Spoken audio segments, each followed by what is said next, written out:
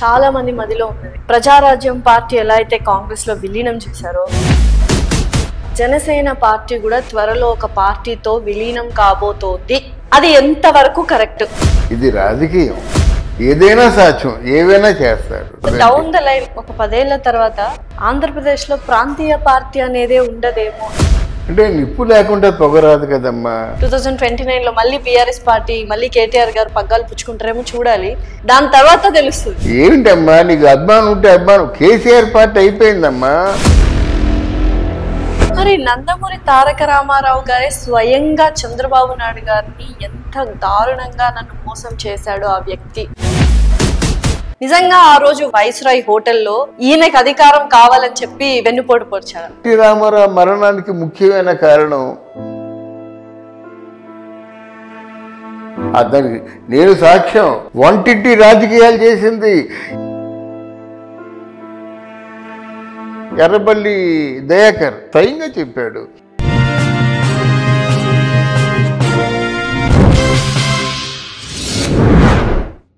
Hi, hello, నమస్తే, welcome to our channel. ప్రస్తుతం మనతో పాటు political analyst and senior journalist Immandi Ramarao గారు.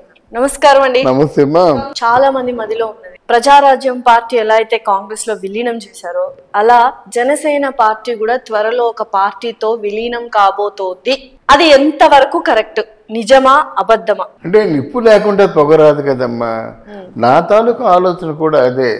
మోదీ గారి ఆలోచన ఏంటంటే పవన్ కళ్యాణ్ ని బాగా ఎంట్రీచ్ చేద్దామని.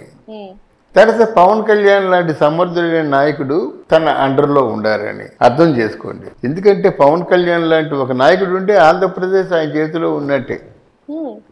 అందువలన ఇక్కడ చంద్రబాబు నాయుడిని ఏదో నామకావాస్తి ఎన్డీఏ కన్వీనర్గా ఉపయోగించుకునే అవకాశాలు ఉన్నాయి. ఈయన కూడా ఆయన మాటను ఒప్పుకోవాలి, లేకపోతే మన ఆంధ్రదేశానికి నిధులు రావు. ఇలాగుంటే మాట అంటే ఆయన కంట్రోల్లో నాయకులు ఉంచుకోవాలన్నది ఆయన తాలూకు ప్రధాన కర్తవ్యం.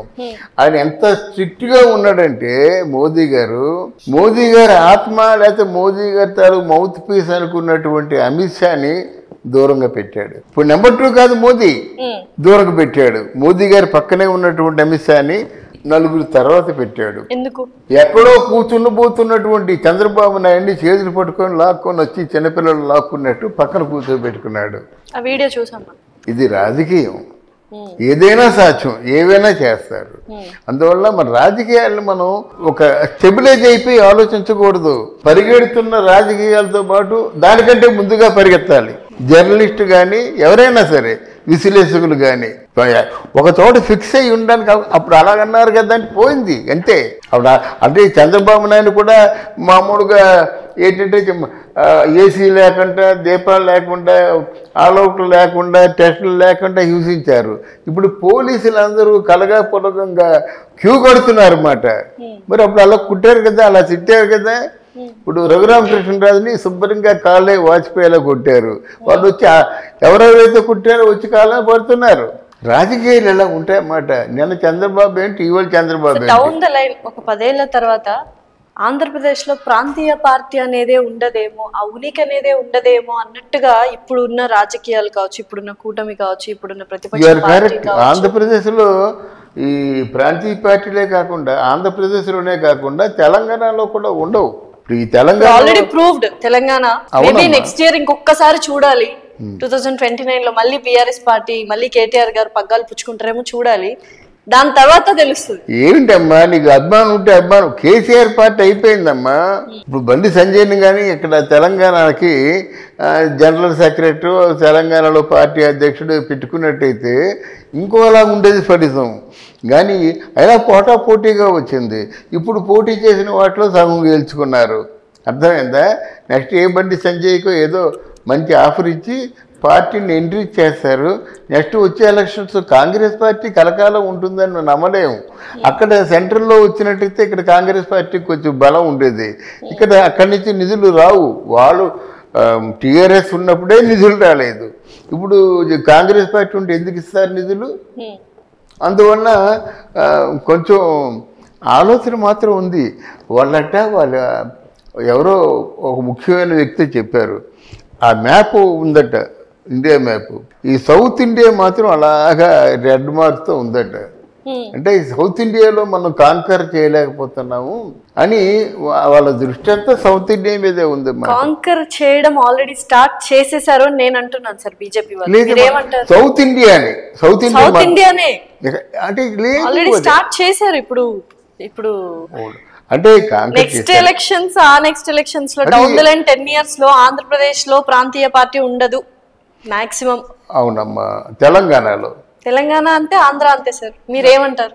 ఆంధ్రప్రదేశ్ ఇప్పటికే కోమా స్టేజ్లో ఉంది. ఆయన ఎవరు రాజశేఖర రెడ్డి గారి కూతురు కాబట్టి కాస్త హడావుడి చేశారు. ఇప్పుడు ఎవరు కాంగ్రెస్ పార్టీని బతికించాలంటే బతికించగలరా? బతికించలేరు కదా. బీజేపీ అంటున్నా, బీజేపీ వచ్చేస్తుంది, బీజేపీ కాంకర్ చేస్తుంది అంటున్నా నేను. అదేనమ్మా. ఇప్పుడు కాంగ్రెస్ పార్టీని ఆంధ్రాలో ఇంకెవరు బతికించలేరు. అది అవ్వదు. కాంగ్రెస్ పార్టీ ఫేడ్ అవుట్ లేండి, వదిలేసేయండి. అవును. ఆ తర్వాత ఇక్కడ బీఆర్ఎస్ కూడా ఎవరు రక్షించలేరు. వాళ్ళ మీద కేసులు లేకుండా చూసుకుంటే చాలు. లేకపోతే ఎట్లాంటి ఆ బీఆర్ఎస్ అనే పార్టీ పేరు మార్చడమే దరిద్రం. ఆ పార్టీలో ఎప్పుడైతే పేరు మార్చారో ఇలాగైపోతున్నాయి. నెక్స్ట్ ఫర్దర్గా కేసీఆర్ కేసులు, హరీష్ రావు కేసులు, కేటీఆర్ కేసులు. ఆ కవిత ఏడుస్తుందో పక్క. అంటే ఈ కేసుల నుంచి బయటపడితే చాలు. ఇంకా ఆదాయం వచ్చే చోట మానేసి ఈ బీఆర్ఎస్లో ఎవరు ఉంటారమ్మా? ఎవరికైనా ఆదాయమే కావాలి. ఏ శాఖలు ఎంత సంపాదించుకుంటామని. అందులో కాంగ్రెస్ పార్టీ నేతలు అందరూ తిమ్మింగిలాలన్నమాట. వాళ్ళందరికీ ఆహారం పెట్టాలి. ఇక్కడ ఏంటంటే ఇక్కడ తెలుగుదేశం పార్టీ వాళ్ళు ఎప్పుడు అవకాశం వస్తుందిరా అని ఆకలిగా ఉన్న పులుల్లా ఎదురు చూస్తూ ఉన్నారు. వాళ్ళకి ఆకలి తీరకపోతే వాళ్ళు ఊరుకుంటారా? వాళ్ళు ఊరుకోరు అన్నమాట. పార్టీ అంటే ప్రజలకి సేవ చేయాలనేటువంటి ఒక దృష్టి లేకపోతే వాళ్ళు నిలబడలేరమ్మా. ఇలాగే ఉంటుందన్నమాట. ఒక ప్రాంతం డెవలప్ అవ్వాలంటే అందరూ ఒక మాట మీద ఉండాలి, అందరూ పనిచేయాలి. అలాగే ఎన్టీ రామారావు గారు చేయించారు. ఎన్టీ రామారావు గారు మద్యపాన నిషేధం అంటే ఫస్ట్ సంతకం. మద్యపానం ఎన్ని కోట్లు నష్టం వచ్చినా సరే అమలు చేశారు. అలాగే మన సివిల్ సప్లైస్, అందరికీ రేషన్లు, అన్నవస్త్రాలు, అన్న క్యాంటీన్లు. కులానికి సంబంధం లేకుండా, మతానికి సంబంధం లేకుండా ఇద్దరు వ్యక్తుల్ని ప్రతి ఒక్కరూ అభినందిస్తారు. మీరు అన్నట్టు నందమూరి తారక రామారావు గారు ఒకరైతే వైఎస్ రాజశేఖర రెడ్డి గారు ఒకరు. అవును. మీరు ఒప్పుకుంటారా? ఒప్పుకోరు? తప్పకుండా ఒప్పుకుంటాను. అందుకే వాళ్ళిద్దరిని, వాళ్ళ ప్రభావం ఇంకా ఉంది. తెలుగుదేశం వాళ్ళు మాట్లాడితే నందమూరి తారక రత్న విశ్వవిఖ్యాత నడసార్వభౌమ ఎన్ని చెప్తారన్నమాట. నందమూరి తారక రామారావు గారే స్వయంగా చంద్రబాబు నాయుడు గారిని ఎంత దారుణంగా నన్ను మోసం చేశాడు ఆ వ్యక్తి, మనిషిలాగా కూడా ప్రవర్తించలేదు అని ఇంటర్వ్యూలో చెప్పాడు. అవి ఇప్పుడు బాగా ట్రోల్ అవుతుంది. నిజంగా ఆ రోజు వైస్రాయ్ హోటల్లో ఏం జరిగింది అంటే మీరేమంటారు? పార్టీని కాపాడడానికి చంద్రబాబు నాయుడు గారు పగ్గాలు తీసుకున్నారా, లేకపోతే ఈయనకి అధికారం కావాలని చెప్పి వెన్నుపోటు పొడిచారా? ఎన్టీఆర్ పతనానికి ముఖ్య కారకురాలు లక్ష్మీ పార్వతి. చెప్తున్నాను చూడండి. ఆవిడకి ఏ ముఖ్యమంత్రి అయినా క్యారెట్ తీసుకెళ్ళిందా? ఇదేదైనా జూట్ మిల్లుల్లో వాళ్ళు అక్కడ పనులు చేస్తున్న వాళ్ళకి భార్యలు క్యారెట్ తీసుకొస్తారు. అంటే తినే టైం కూడా ఎన్టీ రామారావు గారు లేదా? రెండవది, ఆవిడ రాజ్యాంగేతర శక్తిగా ఉంది. దానికి నేను సాక్ష్యం. వంటింటి రాజకీయాలు చేసింది. ఎవరున్నప్పుడు కూడా వంటింటిలో ఒకరితో మాట్లాడుతున్నట్టు ఇంకొకరు బయట కూర్చోడు, ఇంకొకరు బయట కూర్చున్నట్టు ఇంకొకరు రాడు, ఇలా మాట్లాడడం మాట. ఎవరు? ముద్దు కృష్ణనాయుడు, తర్వాత ఏమో ఈవెన్ కోడూరి శివప్రసాద్, వీళ్ళందరూ బయట కూర్చున్నారు. తర్వాత విపరీతమైనటువంటి కానుకలు, బంగారము, చీరలు, రోజుకి ఎన్ని చీరలు వచ్చాయో. ఒక విశ్వసనీయ సమాచారం ఏంటంటే 35 లక్షల చీరలు అలా మడత చెప్పకుండా సీఎంఆర్ గమ్మేసింది. తెలుసా మీకు? అది ఆ దాటిని తట్టుకోలేక ఈయనేంటంటే what missus Lakshmi Parvathi says it's okay అనేవారు అన్నమాట. ఆవిడ మాట చెల్లిపెట్టాడు. ఇది ఆవిడ ఎవరిని పెట్టమంటే ఆవిడ పెట్టాడు, ఏం చేయమంటే చేసేవాడు. తట్టుకోలేకపోయారు మిగతా వాళ్ళందరూ. పార్టీ వాళ్ళందరూ ఏంటి ఆవిడ దగ్గరికి వెళ్ళిపోయి కాలు పట్టుకోవడం పెట్టండి, ఆవిడ దగ్గరికి వెళ్ళిపోయి ఇలాగా. మన చెప్పాడు కదా, ఆయన పేరు ఎర్రబల్లి దయాకర్ చెప్పాడు కదా, నిన్ను మంత్రిని చేస్తాను, నాకు వడ్డాను తీసుకురమ్మని చెప్పిందండి. అంత డబ్బు నాకు లేక నేను వదులుకున్నాను ఆయన స్వయంగా చెప్పాడు. అలాంటి ఇప్పుడు లక్ష్మీభారతి తక్కువ డబ్బు ఉంటుందా? పట్టుకెళ్ళిపోయేవాడు పట్టుకెళ్ళిపోగా 4 సూట్ కేసులు పట్టుకెళ్ళిపోయారండి. నేను భయంతో ఇచ్చాను, అది ఇంకా రాలేదు, అడగలేదు. ఆ శశిభూషణ్ హాస్పిటల్ ఆయనకి ఇక్కడ మన అది దాని పేరు మెహదీపట్నం అక్కడ ఉంటుంది శశిభూషణ్ హాస్పిటల్ అని. ఈవిడ పర్సనల్ డాక్టర్ అనిల్ కుమార్. ఇప్పుడు ఆయనకి ఎంత ఇచ్చింది? అలాగే కొంతమంది నటులు ఉన్నారు, పేరు చెప్పకూడదు, వాళ్ళకి ఎన్ని కోట్లు ఇచ్చింది? అయినా ఇప్పుడు 400-500 కోట్లు ఉంటుంది కనీసం. 400 or 500 crores. ఆ కేవలం రూపాయి ఆశించి వైసీపీలోకి వెళ్ళలేదు, ఆ ప్రాపర్టీలు కాపాడుకోవడం కోసం వెళ్ళింది. రాజ్యాంగేతర శక్తిగా తృతీయ శక్తిగా ఉంది కాబట్టే అటు చెప్పలేక ఇటు చెప్పలేక కుటుంబానికి దూరం అయిపోయి మళ్ళీ ఈవిడ తాలూకు దారుణాలని కళ్ళ చూడలేక రెడ్ హ్యాండెడ్గా చూడలేక ఆ రోజు దాటిపోతే ఎన్టీ రామారావు హరికృష్ణ ఇంటికి వెళ్ళిపోతాడు. అది ఆ రోజు దాటిపోతే ఎన్టీ రామారావు గారు హరికృష్ణ దగ్గరికి వెళ్ళిపోతారన్నమాట. ఎందుకంటే సున్నితైన మనస్తత్వం కదా కళాకారులు, సున్నితైన మనస్తత్వం, మాయా మర్మం తెలీదు. కళ్ళ ఎదుట మాయ అలా కంటిన్యూగా రన్ అవుతుంటే ఏం చూస్తారండి? నేను ఈ వయసులో పెళ్లి చేసుకోకూడదు, నీ పెళ్లి చేసుకున్న నేరమే ఈరోజు నాకు ఈ శిక్ష అన్న రోజులున్నాయి. ఆ రోజు దాటితే అయిపోతాడన్నమాట. అందుకే ఆ రోజు తిరగకుండా అయిపోయాడు మాట. దాని మీద చాలా వచ్చాయి కదా. డాక్టర్ కుసుమ చెప్పింది మాట అక్కడ స్లో పాయిజన్ ఉందని చెప్పేసి. ఎవరు కిమ్మిన్ నాస్తి మాట్లాడలేదన్నమాట. ఇంత టార్చర్ పడ్డాడంటే రామారావు గారు చచ్చిపోయే ముందు. ఏం మాట్లాడితే జామాత దశమగ్రహ అని ఎప్పుడో మాట్లాడిన మాటలు చూపిస్తారు కానీ ఆయన పడ్డ టార్చరు విన్నారా మీరు? అది ఎంత టార్చర్తో చచ్చిపోయాడు.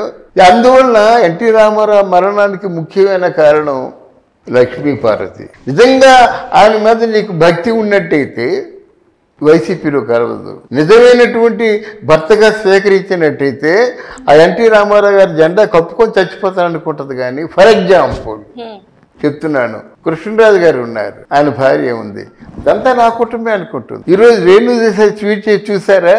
నిజమైన నాయకుడు, నిజాయితీ గల నాయకుడు, హానెస్టీగా మా తాలూకు ఏవో మా ఇష్యూస్ పక్కన పెట్టండి, నిజమైన నాయకుడిగా గెలిచాడు, నిజాయితీ గెలిచింది. మీరు కూడా పిఠాపురం ఎమ్మెల్యే గారి తాలూకానేనా? తాలూకు కాదు, నేను కేవలం నీతి నిజాయితీ లేకపోతే నిజం తాలూకు. ఎందుకు 100 రోజుల పరిపాలన తర్వాత మనం మాట్లాడుకుంటాం కదా. అదే ఆ 100 రోజుల పరిపాలన ఎలా ఉండబోతుంది, ఎలా ఉండాలి? బాగా చేయాలి. బాగా చేయకపోతే అసమర్థం అనిపించుకుంటారు. ఇప్పుడు రేవంత్ రెడ్డి ఏదో మోసరు చేస్తున్నాడు కదా, ఇప్పుడు రేవంత్ రెడ్డిని డిస్కార్డ్ చేసేస్తున్నారు కదా, ఆయన బాగా చేశాడు అంటారు. అయినా ఆయన రాడు. బీజేపీ వాళ్ళు ఛాన్స్ తీసుకుంటారు ఇప్పుడు. అది మనకు కావాల్సింది ఏంటంటే ఈయన కొడుతున్నాడు గ్యాసు అనుకుంటే అలాగే చూస్తారమ్మా. మనకు అసలు దేనికి కూడా స్వపక్షమైన విపక్షమైన ఫీలింగ్ లేదు. జనం ఏమనుకుంటున్నారు, వీళ్ళు చెప్పిన దానికి ఎంతవరకు కట్టుబడి ఉన్నారు, వీళ్ళు చేసిన ప్రామిస్లు ఎంతవరకు నిలబెట్టుకున్నారు. మీరు చేసిన promise if you are not able to keep your word you cannot demand the respect from the others. మీ మాట మీరు నిలబెట్టుకోపోయినట్టయితే మీరంటే ఎవరికి గౌరవం ఉంటుంది? మీ మాట మీద మీకే గౌరవం లేకపోతే అనేది ఎప్పుడు నిరంతరం దృష్టిలో పెట్టుకోవాలి.